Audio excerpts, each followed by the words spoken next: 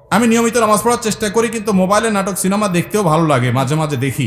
প্রশ্ন হলো, আমার নামাজ আল্লাহ তাআলা কবুল করবেন কিনা?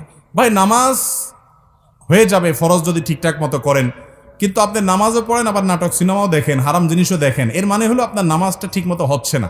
নামাজ যদি খুব ভালোভাবে হয় তাহলে অন্যায় অশ্লীল কাজ থেকে নামাজ আপনাকে কি করবে? বিরত রাখবে। যদিও আপনার নামাজ ত্রুটিপূর্ণ, তারপর আপনি নামাজ ধরে রাখবেন।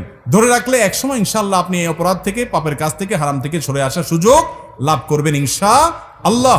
আপনাকে ট্র্যাকে থাকতে হবে, চেষ্টা ছাড়া যাবে না, চেষ্টা থাকতে হবে, একসময় আল্লাহ তৌফিক দিবেন। আর মনে রাখবেন, আপনি নামাজ পড়ছেন, আল্লাহর কাছে ইবাদত নিবেদন করছেন, আবার যে কাজগুলো করছেন সেগুলো আল্লাহ, হারাম কাজগুলো করছেন সেগুলো আল্লাহ নিষেধ করেছেন। যে আল্লাহর নির্দেশ পালন করতে গিয়ে নামাজ পড়ছেন, সে আল্লাহর নির্দেশ পালন করতে গিয়ে আপনার চোখকে হেফাজত করতে হবে, কারণ দুইটাই কার নির্দেশ? আল্লাহর নির্দেশ। হারাম জিনিস দেখাতে সাময়িক আরাম হয়, স্থায়ী আরাম হয় না। চুলকানির মতো, যখন চুলকাবেন খুব মজা লাগবে, চুলকানি শেষ, এরপরে জ্বলবে। আর চুলকানির সময় যদি না চুলকায়, একটু ডলে ডলে চুলকানিটা থামায় দেন, তাহলে দেখবে না, জ্বলবে না। এই জন্য হারাম জিনিস দেখার জন্য মনের ভিতরে চুলকানি হয়, শয়তান উস্কায়, দেখ দেখ, দেখলে অনেক শান্তি পাবি। দেখার পরে ঠিকই অস্থিরতা লাগে, কি দেখলাম, হ্যাঁ হ্যাঁ, চলে গেল, টেলিভিশন বন্ধ হয়ে গেল, সে চলে গেল, কি দেখলাম। আপনার মনের ভিতরে অস্থিরতা আরো বাড়ে, কখনো মনের প্রশান্তি আনে না, এগুলো মানুষকে অশান্তি করে। আজকে যুবকরা ডিপ্রেশনে ভুগছেন। কেন ডিপ্রেশনে ভুগছেন? ভোগের যত আইটেম আছে দুনিয়ার, সবই তো আপনার হাতের নাগালে। কেন ডিপ্রেশনে ভুগছেন? কেন আত্মহত্যার প্রবণতা বাড়ছে? কেন মানুষ ডিপ্রেশনের কারণে দিন দিন অস্থির হচ্ছে? কেন মানসিক রোগী তরতর করে বেড়ে চলেছে? মূল কারণ হলো শান্তির ট্র্যাক থেকে সরে গেছে।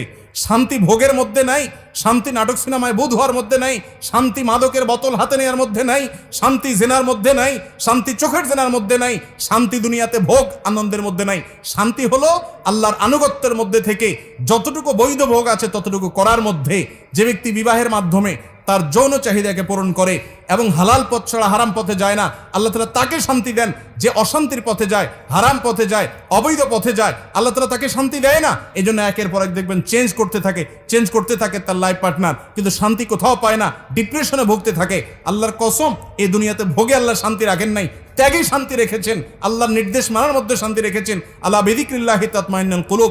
যুবকরা শান্তি পাচ্ছেন না, ডিপ্রেশনে ভুগছেন, আল্লাহর ছায়াতলে আসেন।